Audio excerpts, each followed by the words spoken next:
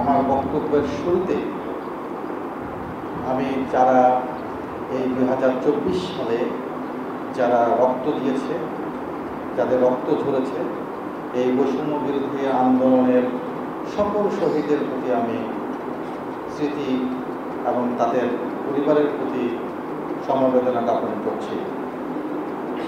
রাজনৈতিক বিভিন্ন দিক নির্দেশনায় এবং বিভিন্ন বাজে চিন্তার প্রসূত হয়ে আমাদের বিভিন্ন পুলিশ লাইনে বা বিভিন্ন জেলার পুলিশ সদস্যগণ যেভাবে নির্মমভাবে নিহত হয়েছেন, আহত হয়েছেন, তাদের প্রতি আমি সমবেদনা জ্ঞাপন করছি।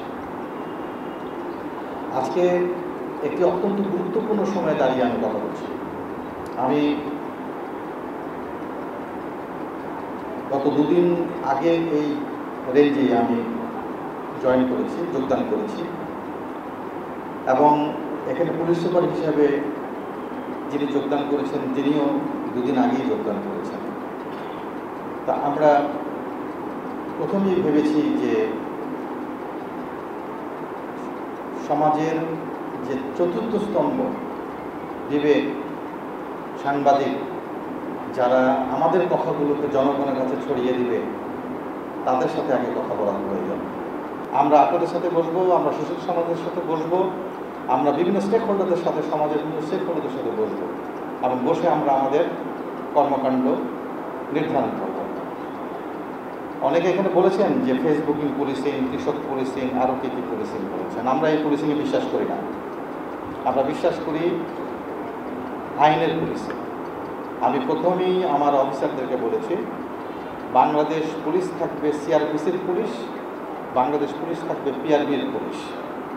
আইনের ধারায় যা বলা আছে ঠিক পুলিশ সেভাবেই কাজ করবে। এটাতে যদি আমাদের কোনো বাধা আসে তাহলে সেটা আমরা দেখব, কিন্তু আমরা আমাদের আইনের যেসব পদক্ষেপ, সেই পদক্ষেপ থেকে আমরা পিছপা হব না। এটা আপনারা নিশ্চিত থাকতে পারেন যে আপনারা অনেকেই কনসার্ন এখানে দিয়েছেন যে কোনো হয়রানি যাতে না হয়। এখানে অনেক ধরনের মামলা হতে পারে, সেখানে হয়রানি যাতে না হয়। আপনার আমাদের এই পুলিশের একটি ট্রেন্ডস ছিল এর আগে যে পুলিশ বাদী হয়ে মামলা নেয়।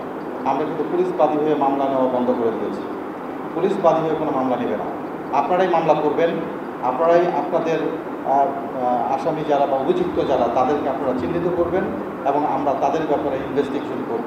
যতক্ষণ পর্যন্ত এই ইনভেস্টিগেশনে তাদের বিরুদ্ধে কোনো প্রাইমা ফেসি বা কোনো রকমের অভিযোগ যদি প্রমাণিত আমরা না পাই বা না দেখি, তাদেরকে গ্রেপ্তার করা হবে না।